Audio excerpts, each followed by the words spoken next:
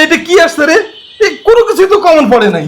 কেমনে কমন পড়বো? লেখাপড়া করো, সারাদিন তো খালি রিলস দেখো। লেখ। এটা দরিদ্র দরিদ্র অর্থ কি? দরিদ্র অর্থ কি? দরিদ্র মানে বুঝছ না? গরিব গরিব। তুই লেখ। আচ্ছা, গরিব। এই রফিক কেন নিয়মিত স্কুলে যেতে পারে না? হ্যাঁ, আরে রফিক স্কুলে যাইতে পারে না, আমি কেমনে জানি? উপরে লেখা আছে, দেখ ওই যে উপরে লেখা আছে।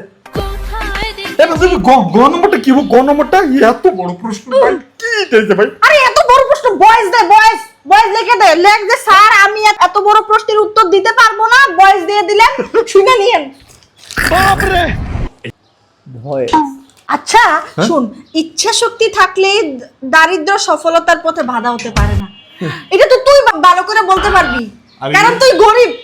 ইচ্ছা শক্তি কি? মন করে সব কিছু করবি, মন কি লিখবি সব পারি আমি সব। এবার তুমি ঘ নাম্বারটা কি লিখছস দেখি?